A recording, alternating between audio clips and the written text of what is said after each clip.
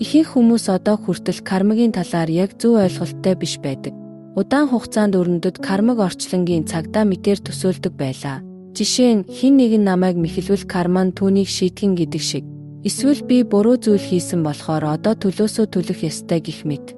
Ийм бодлоос болж карма нь ариун өшөө авалт мэд гажуудан олон хүн гэмшил айдсын дунд гацаж ирсэн. Үнэн дээр бол кармаг шийтгэл биш, хөдөлгөөнд оршиж буй энерги гэж үзэх хэрэгтэй. Карма гэх үг нь ухтаа үйлдэл гэсэн утгатай ч энд хэлж буй үйлдэл нь зүгээр нэг биеийн хөдөлгөөн биш. Таны бодож хэлж үйлдэх мөч бүр дэлхий рүү цацагдаж буй энергийн үйлдэлийг хэлдэг юм. Кармаг бодит байдал хэмээх ертөнцид үлддэг энергийн мөр чичирхийллийнхээ гэж ойлгоорой. Таны хийдэг бүхий л бодол, үг, үйлдэл бүр орчлонгийн долгоонд уул мөр үлдээнэ. Эдгээр уул мөрнүүд нь таныг шийтгэхээр отож буй зүйл биш юм. Харин таны өөрийн энергийн орон зайд бичигдэж байдаг. Та өөрийн бүтээсэн бүх энергийг хадгалдаг үл үзэгдэх номын санг биедээ авч явдагтай адил. Орчлон энэ энергийг сайн муугаар шүүдэггүй. Зүгээр л таны гаргаж буй давтамжийг тусган цуурайтуулна. Та өөр хилэн гаргуул өөрийг, хайр түгээвэл хайрыг татна. Энэ нь яс суртахууны асуудал бус, цэвэр физик зарчим юм. Азтай харагддаг хүмүүс азтайгаасаа биш, цэвэрхэн энергийн номын сантай хүмүүс байдаг. Харин травмад дүүрэн асуудал үргэлжлэн тохиолддог хүмүүс хараал хүрсэндээ биш, зүгээр л нэгт хүнд карманд давтагдан илэрч байдаг. Карма 3 цаг хугацааны түвшинд ажилдаг. Шууд илрэх даруй карма, хэдэн жил үргэлжлэх энэ төрөл дах карма, мөн дахин төрөлд амнан үргэлжлэх өмнөх төрөл дэх карма. Гэхдээ чухал нь та өөрийн кармаг бүрэн хянах чадвартай байдаг. Та өнгөрсөн кармад өртөгсөд биш. Өөрийн энергийн номын санг өөрөө бичдэг зохиогч нь юм. Хэрвээ та би хүнд карма бүтээж явна уу гэж мэдхийг хүсвэл одооныхоо амьдралыг сайн ажигла. Орчлон олон дохио явуулдагч хүмүүсийн ихэнх нь түүнийг тайлж уншиж чаддаггүй. Эхний дохио хамгийн тод мөртлөө ихэнхдээ үл тоомсорлогддог, давтагддаг хэв маяг. Хүмүүстэй харилцахад нэг ижил зөрчил дахин давтагдаж, ажлаа солилоож төстэй зөрчил гарсаар, өөрчлөх гэж оролдоход адил бэрхшээл давтагдсаар байвал нэгт карма ажиллаж байна гэсэн үг. Таны амьдрал бол өөр тайз дээр, өөр дөрүүдтэй хэрнээ яг адил жүжиг дахин тоглогдохтой адил. Муу харилцааг дуусгасан хэрэн хэдхэн сарын дараа өөр хүнтэй яг ижил асуудал үүсэх нь бий. Намайг үнэлээгүй гэж мэдрээд ажлаа сольсон шинэ ажил дээрээ ижил зүйл тулгарна.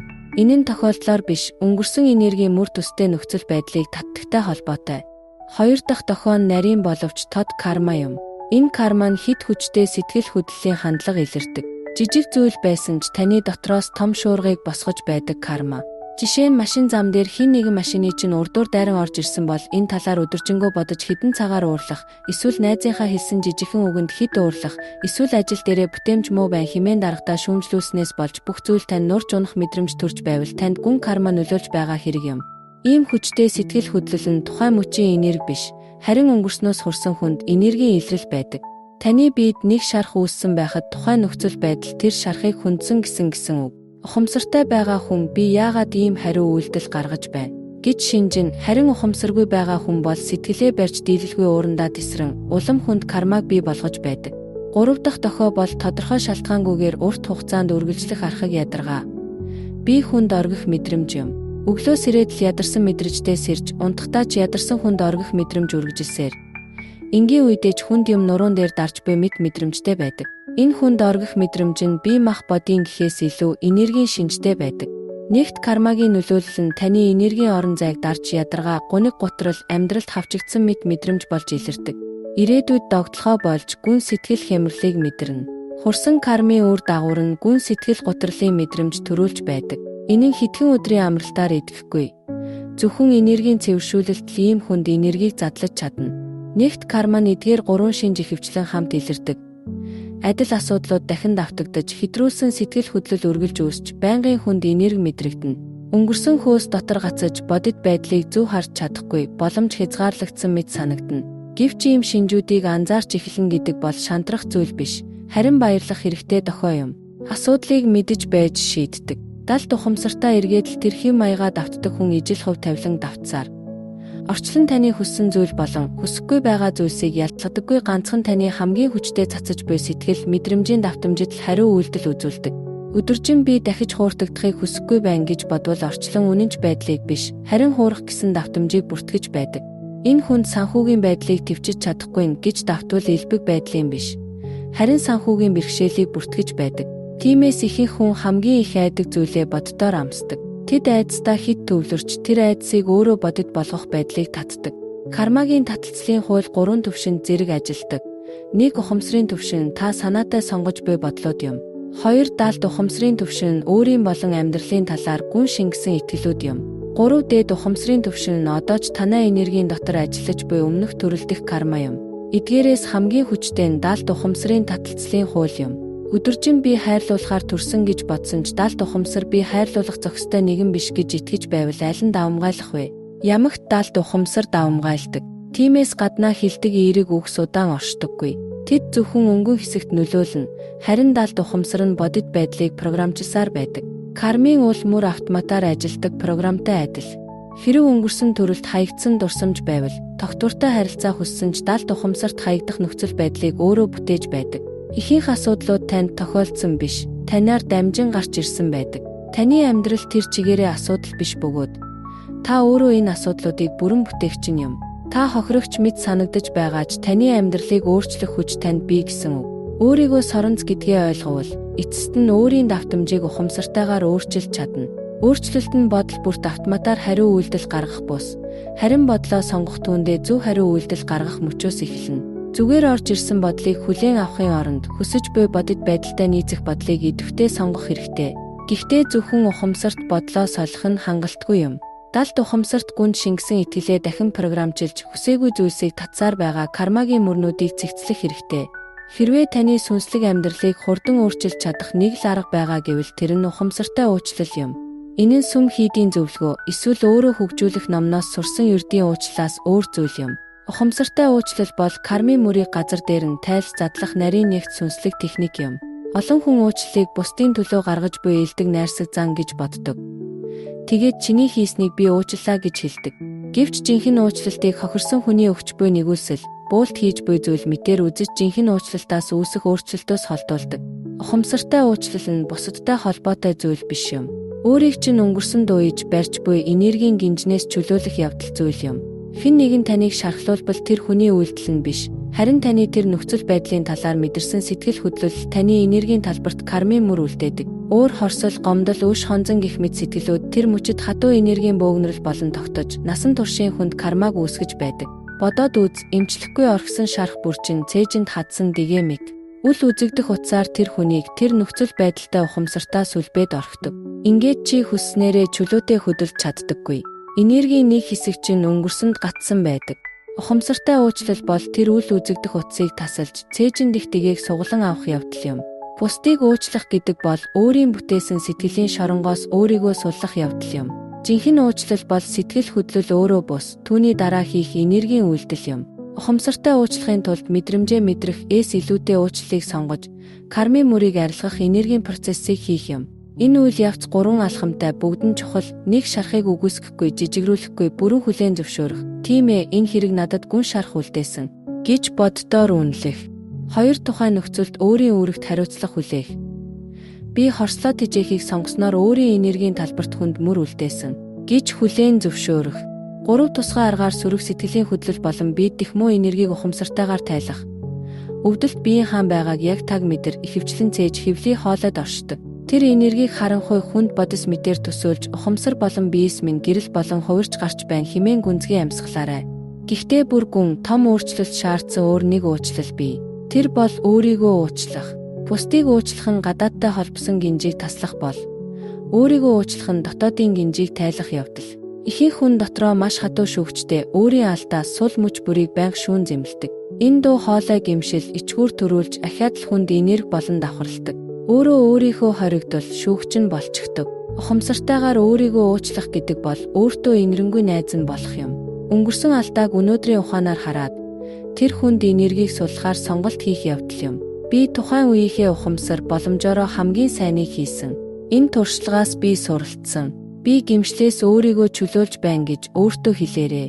Ингэж өөрийгөө уучлаж чадвал гайхамшигтай зүйл тохиолдох болно. Төгс байж л өөрийгөө хайрлаж чадна гэх итгэлээс ангиж ирж, бүх асуудал бүрэн шийдэгдтэл аз жаргалыг хойшлуулдаг хэв маягаас гарна. Дотоодын зэмлэл намжиж өөртөөгөө инх амгалан амьдрна. Бусдад болон өөртөө хандах ухамсартай уучлал бол кармын хаалгыг нээх алтлаг түлхүүр юм. Бусдыг уучлах тутамд нэгэн энергийн гинж тайлагдаж, өөрийгөө уучлах тутамд нэг хүнд давхраг алга болно. Өнгөрсөн сэтгэлийн шоронгоос чөлөөлөгдвөл та дахин хүнд кармын мөр бүтээхэ болно. Учир нь шархалсан хүн л бусдыг болон өөрийгөө шархлуулж, шарханд гатсан хүн л дахин шарх бүтээдэг. Ухамсартай уучлалын төлөвт амьдрал та мөч бүрийн асуудлыг тэр дорн шийдэж, сургамжийг нь авч, сэтгэлээ цаг алдалгүй тайвшруулан суллан бүрэн энергийн эрх чөлөөг эдлэнэ. Одоо үнэхээр чухал хэсэг рүү орё. Кармагийн бичлэгээ боддоор нүдэнд харагдтал арчих арга. Онол байгаад үйлдэл байхгүй бол зүгээр л сүнслэг зугаа шүү дээ. 21 хоног дараалан тууштай хийвэл олон жил, бүр хэдэн 10 жил хурсан кармын мөрийг арилгаж чадах тодорхой арга бий. Энэ бол эд шид биш. Нэгт энергийн зарчим тулгуурласан сүнслэг техник. Яагаад заавал 21 хоног вэ? Шинэ мэдээлэл манай мэдрэлийн системд бүрэн шингэж, автоматар ажиллахад 21 хоног шаардлагатай. Түүнээс богино байвал өөрчлөлт сул, урт байвал хүсэл сулрах эрсдэлтэй. Энэ арга нь өдөр алгасалгүй заавал хийх 4 алхамтай. Нэг өдөр өнжвөл энергийн урсгал тасарч, эхнээс нь дахин эхлэх хэрэгтэй болно. Энэ нь төгс төгөлдризм биш, хувь хүний өөрчлөлтөд чиглэсэн шинжлэх ухаанлаг зарчим юм.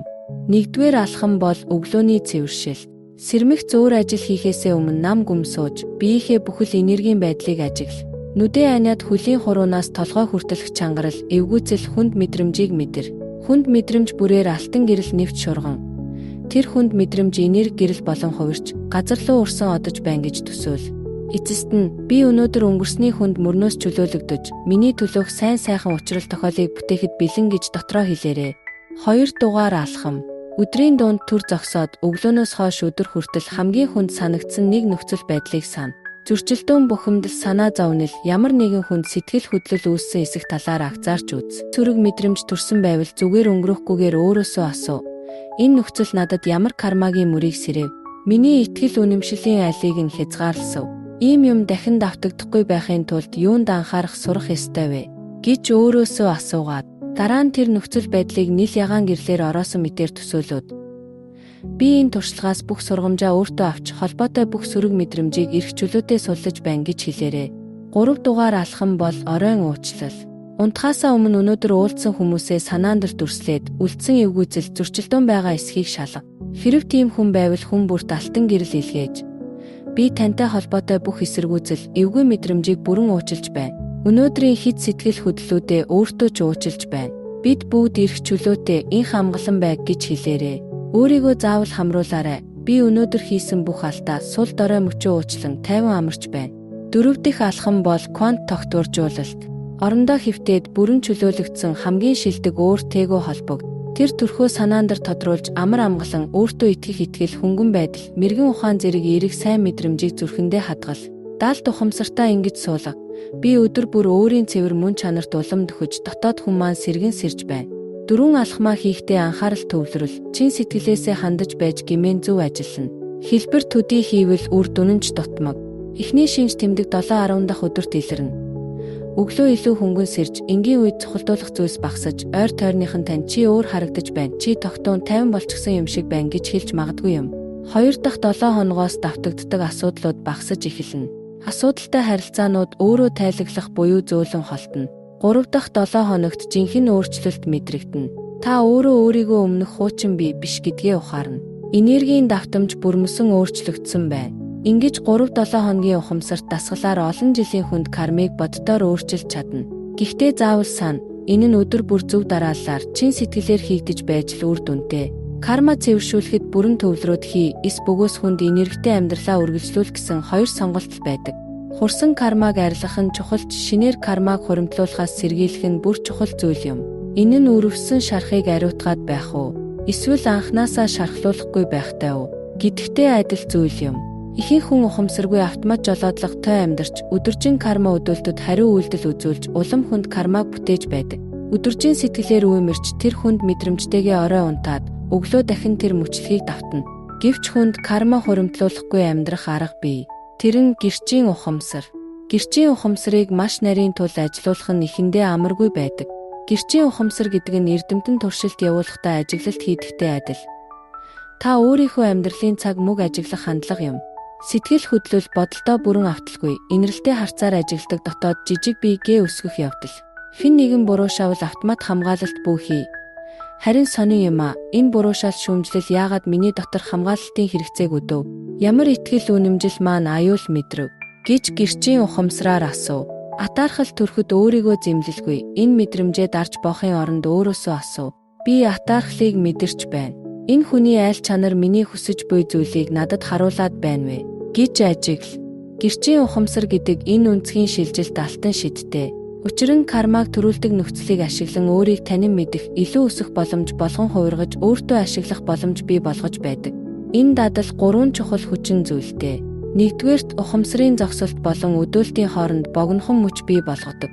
Энэ нөхцөлд би хэрхэн хариу үйлдэл гаргах вэ гэж өөрөөсөө асуух тэр 1 секунд өмнө шууд автомат хариу үйлдэлийг гаргадаг байсан бол үүнийг таслаж өгөх эхлэл юм. Тэр богино завсраас жинхэнэ эрх чөлөө төрнө. Хоёрдугаарт дотоод таньдан шинжилгээ хийх юм. Та хүчтэй сэтгэл хөдлөл мэдрэх бүрт 3 асуулт өөртөө тавь. Энэ мэдрэмж надад юуг заах гээд байна вэ? Ямар хангагдаагүй хэрэгцээг сануулж байна вэ? Энэ хэрэгцээг эрүүл аргаар яаж хангаж болох вэ? Мэдрэмж сэтгэл хөдлөл бол тэмцэж ялах дайсан биш. Зүрх сэтгэлийн минь байдлын үнэт мессеж. Түүнийг дарах биш, сонсож ойлгож чадвал карма дахин хурахгүй. 3-дугаарт энергийн хариуцлага. Энэ нь гадаад нөхцлөөс үл хамааран өөрийн энергийн төлөвт хариуцлага хүлээж байх. Жишээ нь тэр хүнээс болоод би уурсан гэх биш. Харин би өөрөө уурлахыг сонгосон хэмээн өөрийн энергийн төлөв байлалд өөрөө хариуцлага хүлээж байх хэрэгтэй. Өөрийн энергидээ хариуцлага хүлээн гэдэг түүнийг өөрчлөх хүч танд байна гэсэн үг. Энэ дадалд илүү гүн утга бий. Хариу үйлдэл гаргагч амьдралаас бүтээгч амьдрал руу шилжих юм. Зөвхөн хариу үйлдэл гаргаж амьдрдаг хүний амьдрал салхинд ганхах мод мэт юм. Магтвал баярлаж, зэмлвэл шархалж, сэтгэл нь гадны юмар удирдуулна. Бүтээгч нэгэн бол гадаад орчноос үл хамааран дотроос нь гэрэл цацарч, ямар амьдрал бүтээхээ өөрөө сонгодог. Та өөрийн энергидээ хариуцлагатай нэгэн байгаарай. Энэ сэтгэлийн шилжилт асар том өөрчлөлт авчирна. Насан туршдаа аз жаргалыг гадаад зүйлсээс хайсан нэгэн байх уу? Эсвэл амьдралд нь юу ч тохиолдсон, би дотроосоо аз жаргалыг сонгож чадна гэдгээ ойлгосон жинхэнэ эрх чөлөөт нэгэн байх уу? 3-7 хоног ухамсартайгаар давтвал энэ дадал аяндаа автомат болно. Та энергийн мэдрэмжтэй, улам мэдрэмжтэй болж, хүнд карма хуримтлагдах мөчийг урдаас таньж, даруй өөр сонголт хийж чадна. Энэ дадлыг бүрэн эзэмшвэл таны амьдрал ухамсарт бүтээлийн урлан болон хувирч, та бүхий л нөхцөл байдалд ертөнцөд түгээхийг хүссэн энергийг цацах боломжтой болно. Бүх мөчид эерэг энергийг өсгөх боломж бий болно. Та амьдралынхаа хохирогч биш, амьдралаа хүсснээрээ зохиож чадах эзэн болох болно. Хүнд кармаг дахин хураалгүй, зөвхөн эерэг энергийн мөрийг үлдээж эхэлнэ. Жинхэнэ эрх чөлөө гэдэг хүссэн бүхнээ олсонд биш, юу ч өөрчлөгдөөгүй байхад зүрх сэтгэл амгалан байхыг жинхэнэ эрх чөлөө гэдгийг ойлгоход оршдог. Таны эргэн тойронд энергийг чинь сорчигдог хүн бий юу? Онц зүйлгүй мөртлөө нэг харилцаанаас болж туйлдаж байсан уу? Эсвэл танд тустай бус харилцааг заавал үргэлжлүүлэх ёстой мэт дарамт төрж байсан уу? Үүний хариу нь хортой кармагийн гэрээ химээгдэх зүйлд бий. Танд мэддэхгүйгээр маш гүн ухамсарын төвшөнд хийсэн үл үзэгдэх энергийн амлалт таны ухамсараар таслах хүртэл ажиллаж байдаг. Кармагийн гэрээ гэдэг нь 2 ба түүнээс дээш сүнс хамтдаа тодорхой туршлага, сургамж сурахын тулд байгуулсан энергийн хилцэл. Анхандаа өсөлт суралцахад тустай байсан ч бүх гэрээ сайн байдаггүй. Зарим нь цаг хугацаанд хор уршигтай болж, зарим нь айдас, хомсдол, удирдлага дээр суурлан байгуулагдсан байдаг. Зарим нь зорилго нь дууссан ч хинч таслаагүйгээс үргэлжилсээр байдаг. Хортой кармын гэрээний эхний дохой бол тухайн харилцаа хор хөнөөлтийг мэдсээр атлаа учир шалтгаангүйгээр түүнд уяатай мэт байх мэдрэмж. Үл үзэгдэх соронз мэт нэг хүнд татагдаад ухаанаар бол явах ёстойг мэдсээр хэрэн үргэлж буцаж очино. Аюул тулгарах бүрт тэр хүн танаас ирж энерги авна. Харин танд хэрэгтэй үед туслахгүй. Гэсэн ч та өгсөөр золиоссоор байдаг. Энэ бол аврагч хохирогч гэрээний дүр зураг. 2 дахь дохион сүйтгэлтэй харилцааны мөчлөг дахин давтагдах. Салж нийлээд ахиад л ижил зүйл болдог. Тасалж үйл болох энергийн цагирагт орсон мэт. Энэ нь далд ухамсарт хилцэл ажиллаж байдагтай холбоотой. Энэ тохиролцоо нь одоо төрлийнхч бай, өмнөх төрлийнхч бай. Та зөвшөөрсөөр л байвал дахин давтагдана. 3 дахь дохио нь энергийн солилцоо үргэлж тэнцвэргүй байх. Нэг тал нь үргэлж өгч, нөгөө нь үргэлж авч. Нэг нь асран хамгаалагчийн дүрд, нөгөө нь хохирогчийн дүрд. Нэг нь хариуцлага үүрч, нөгөө нь бултан гэх мэт. Энэ тэнцвэргүй байдал бол тохиолдол биш, гэрээний програм юм. Хүмүүсийн ихэнх нь мэддэггүй нэг үнэн бий. Энэ нь та гэрээний хохирогч биш, харин идэвхтэй оролцогч байдаг. Арга барагдсан мэт санагддаг ч ямар нэг шалтгаанаар тэр харилцаанаас авдаг зүйл чинь байгаа учраас үлддэг. Аврагч байх замаар өөрийн үнэлэмжийг олж авах, тусасныхаа шангаар хүлээн зөвшөөрөгдөх, эсвэл өөрийгөө хүчирхийлж хязгаарлагдмал итгэлээ баталгаажуулах гэх мэт. Хорт гэрээг бүрэн таних тулд өөртөөгөө туйлын үнэнч байх хэрэгтэй. Харилцаанаас авсан шархаа төдийгүй далд ухамсартаа хэрхэн ашиг хүртэж байгаагаа хүлээн зөвшөөрөх хэрэгтэй. Гэрээг таньсан бол таслах 3 алхам бий. 1-р санамж зорилгын тунхаг, би болон тэр бид хоёрын хоорондох миний өсөлт болон аз жаргалыг дэмжихэ болсон бүх энергийн гэрээг би ухамсартайгаар хүчингүй болгож байна. Энэ үгийг чин сэтгэлээсээ эргэлзээгүй, итгэл дүүрэн хэл, эргэлзээ байвал нөлөө суул. Би энэ харилцааг бүрэн өөрчилж эсвэл дуусгаж чадна гэж дотроо шийдэх хэрэгтэй. 2-дугаарт энергийн утсыг тайлах дүрслэл. Цээж эсвэл доод нуруу орчмоос нөгөө хүнтэй холбосон энергийн утсыг алтан эртээс хэлмээр хайчилж, тухайн харилцаанаас авсан шархуудыг эмчилгээний гэрлээр бүрэн эмчилж байна хэмээн тодхон төсөөл. Энэ нь энгийн төсөөлөл биш, жинхэнэ энергийн эмчилгээний үйл явц. 3-дугаарт шинэ хэв маяг тогтоон батжуулах. Хортой карма үүсгэгч хүнтэй дахин уулзвал бие биеэ хүндэлдэг, хамтдаа өсдөг тэнцвэртэй харилцаа тогтооно. Эсвэл тус тусын замаар тайван алхах болтгой гэж сонголтоо баталгаажуул. Энэ процессыг гүн бясалгал, ховс эсвэл онцгой төвлөрлийн байдалд хийх нь зүйтэй. Ингэснээр далд болон дээд ухамсарын бүртгэлд шууд хүрнэ. Анхаарах зүйл, хорт кармагийн гэрээг таслахад нөгөө талаас эсэргүүцэл илэрч болно. Драм дахин эхлэх, сэтгэл санааны манипуляц хийх, харилцааг хуучин хэвэнд нь оруулах оролдлого гарах нь хэвээ. Хортой гэрээ өөрийгөө хадгалахыг хүсэж буй мэд аашилна. Ганц хамгаалалт нь та шинээр сонгосон давтамжиндаа бат зогсож, автомат хуучин дадал, хэв маягт буулт хийхгүй байх хэрэгтэй. Зарим хүн гэр бүл, өмнөх найз залуу, найз охин, ажлын хамт олон гих мэд хэд хэдэн хүнтэй зэрэг олон хорт гэрээ байгуулсан байдаг. Бүрэн цэвэршүүлэхэд олон сар шаардагдаж магадгүй ч гэрээ бүр тасрах тутам кармагийн нэг хүнд давхарга нурж алга болж байдаг. Хорт гэрээнээс чөлөөлөгдвөл гайхамшиг болно. Муу харилцаа таныг тодорхойлохоо болж жинхэнэ бие тань тодорно. Олон жил алдсан энерги буцааж авч, эрүүл өсөлтөд чиглэсэн харилцааг аяндаа татна. Жинхэнэ кармын эрх чөлөө гэдэг өнгөрсөн мөрийг арилгах төдий бус. Таныг одоо хязгаарлаж буй далд ухамсарлах гэрээнээс ангижрах явдал юм. Бодит байдалд цөөн хүн л анзаардаг нэг онцлог бий. Та ямар энергийн давтамж цацсан, ертөнц түүнийг толинд тусгасан мэт яг таг буцаан ойлгодог. Таны уулздаг хүмүүс, тулгардаг нөхцөл байдал, сорил бэрхшээл бүрчин дотоодын тань аль нэг хэсгийг тусгаж буй толны тусгал юм. Үүнийг кармагийн тойл техник гэдэг бөгөөд орчлонгоос илгээсэн мессежийг өдөр тутмын болж буй зүйлсээр дамжуулан унших чадвар юм.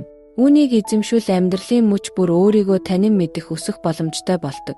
Та гаднах нөхцөлийг зэмлэхэ болж бодит байдалтай хариуцлах хүлээдэг идэвхтэй бүтээгч болно. Хамгийн ойлгомжтой толын шинжилгээнээс эхэлье. Танд үргэлж таалагддаггүй таныг тайван бус болгодог хэн нэгэн бай гэж төсөөлье. Жишээ нь ажил дээр чинь их ярддаг мөртлөө бусдыг ир сонсдоггүй хамт ажилдаг хүн байна гэж бодъё. Тэгвэл энэ хүнээр дамжуулан таны харилцааны хэв маягтай холбоотой ямар нэг зүйлийг карма толинд тусгаж байдаг. Таны бусдыг сайн сонсдоггүй занг, эсвэл бусдын яриаг дарангуйлдаг хандлагыг, эсвэл та өөрийнхөө дуу хоолойг дарангуйлдаг тул өөрийгөө чөлөөтэй илэрхийлэгчдийг сүргээр хардгийг тухайн хамт ажилдаг хүнээр дамжуулан карма толинд тусгаж харуулж байдаг. Нэг бардам хүн таныг байнга төвчхийн аргагүй байдалд оруулдаг бай гэж бодъё. Тэгвэл карма толны шинжилгээгээр үзвэл таны доторх өөрийн хүлээн зөвшөөрөөгүй бардам зан карма толинд тусгаж байдаг. Эсвэл өөрчн байгаасаа гэж хүсдэг хэрэг илэрхийлж чаддаггүй бардам байдлыг ч харуулж карма толинд байж болох. Карма толны үндсэн зарчим, бусдын аль чанар нь танд эвгүй санагдаж байна. Тэр нь танд дотор орших ямар нэгэн чанартай харилцан долгион үүсгэж байна гэсэн үг. Танд ир байхгүй чанар бол сэтгэл хөдлөл хүчтэй үүсгэхгүй юм. Толны зарчим хүмүүсээс гадна нөхцөл байдалд ч хамаарна. Байнга давтагддаг нөхцөл байдлууд дотоодын хэв маягийн тусгал байдаг. Жишээ нь эрх дарангуй даргатай дандаа учирдаг бол эрх мэдэл гэх ойлголтойгоо ямар харьцаатайгаа эргэцүүл. Өөрөөсөө асуугаарай. Би эрх мэдлийг хүлээн авахд айдас байна уу? Би эцэг эхийн дүртэй адил хүмүүст ухамсаргүйгээр дуулууртай болох хандлага байна уу? Дарагдсан эрх минь чөлөөлөлтийг хүсэж байна уу? Мөн хизээч хүндлэгддэггүй харилцаа танд давтагддаг бол өөрийгөө үнэлэх үнэлэмжээ шалгаарай. Жинхэнэ утгаар би өөрийн үн цэнийг хүлээн зөвшөөрч чадсан уу? Эсвэл би өөртөө бусдад үнэлэгдэхийг илүүд үздэг үү? Толны техник 4 алхамтай, нэгт зогсож ажиглах алхам. Ямар нэгэн зүйл танд эвгүй мэдрэмж төрүүлээд байвал шууд автомат хариу үйлдэл хийлгүүгээр. Эхлээд яг юу надад сөрөг мэдрэмж төрүүлж эвгүй мэдрэгдээд байгааг нарийн тодорхойл. Жишээ нь тухайн хүн надад таалагдахгүй байгаа учраас надад сөрөг мэдрэмж төрүүлээд байна гэж дүгнэх биш. Харин тэр хүн миний яриаг таслаад байгаа учраас энэ нь намайг үл тоосон мэд сэтгэгдэл надад төрүүлээд байгаа учраас надад тухгүй мэдрэмж, эвгүй байдал төрүүлээд байгаа юм байна. Гэх мэтээр нөхцөл байдлыг илүү тодорхой болгох. 2. Дотоод хэв маягаа таних алхам. Ийм эрчмийн оронтой адил эрчим надад байна уу? Үүнийг би энэ энерги өөрөөр яаж илэрхийлж болох вэ? Энэ нөхцөл байдал миний ямар итгэлийг сэрээж байна? Гэх мэтээр өөрөөсөө асуу. Бусдын сул талыг харах амархан ч харин өөрийн сул талыг хүлээн зөвшөөрөх хэцүү байдаг. Далд ухамсарт нуугдсан олонтаа байдаг. 3. Сургамж олох алхам. Энэ нөхцөл надад юуг заах гэж байна? Юуг хүлээн зөвшөөрч өөрчлөх хэрэгтэй вэ? Үүнийг өөрийн өсөлтөө яаж ашиглах вэ? Ухамсартайгаар сургамжаа олж чадвал орчлон ижил туршлагыг дахин давтдаггүй. 4. Хэрэгжүүлэх алхам. Энэ сургамжийг амьдралдаа яг яаж хэрэгжүүлэх вэ? Зөвхөн ойлгочхоод үйлдэл хийхгүй бол ямар ч ашиггүй. Жинхэнэ өөрчлөлт ухаарал үйлдэл болсноор л ирдэг. Олонтаа алгасдаг тусгай тойл бас бий. Бусдаас харсан сайхан чанаруудыг карма тойл тугаж харуулдаг. Танд байхгүй мэд боловч таны бусдаас олж харсан сайн чанарууд таны доторч нойрсож буй потенциалын дохоонууд байдаг. Та хэн нэгний зоригийг биширч байвал тэр зориг танд ч бий. Зүгээр сэрхийг хүлээж буйн тэр. Хэн нэгний бүтээлч сэтгэл танд таалагдвал таны бүтээлч байдалж илэрхийлэгдхийг хүсэж байна. Хэн нэгний хайр инрэл сэтгэлчин хүрвэл та төрмөл инэрлээ ургуулах цаг болжээ. Кармагийн тойл зөвхөн сүүдрийг тусгахгүй таны сэрэж амжаагүй дотоод алтан нууцыг ч тусгаж харуулна. Амьдралд дахин давтагдах хэв маяг хамгийн хүчтэй тойл байх магадлалтай. Санхүүгийн бэрхшээл давтагдсаар байвал мөнгө ба үн цэнийн тухай гүн итгэлээ тунгаан хараарай. Итгэл эвдэрсээр байвал итгэх ба сэтгэлээ нээх талаарх өөрийн хандлагаа ажигла. Давтагддаг хэв маяг бол орчлонгийн төвчээртэй илгээдэг дохой юм. Олон хүн олон нөхцөл байдлаар ижил сургамжийг дахин илгээж тэр мессежийг хүлээн автал хэрэгтэй өөрчлөлтийг хийх хүртэл давтдаг. Кармын толны аргыг эзэмшүүл гадаад нөхцөл рүү бурууг чихээ болж өөрийн тухайн сонголтын өмнө хариуцлага хүлээн. Чи өөрийн ухамсарын мөрдөгч болж дотоод дох аль хэсэг маань гадаад толинд тусаж байна вэ гэж тасралтгүй сонирхон ажиглана. Тэгээд гайхамшигт өөрчлөлт өрнөнө. Дотоод өөрчлөгдвөл гадаад тойлж өөрчлөгдөж, хорт хүмүүс холдох буюу хандлагаа өөрчилж, асуудал шийдэгдэн, илүү зохиролтой шинэ амьдралын хэв маяг гарч ирнэ. Эцэст нь та хизээж ертөнцтэй тэмцэж байгаагүйгээ ойлгоно. Та дандаа дотоод амар амгалан бүтээхийн төлөө зүтгэж иржээ гэдгээ ухаарна.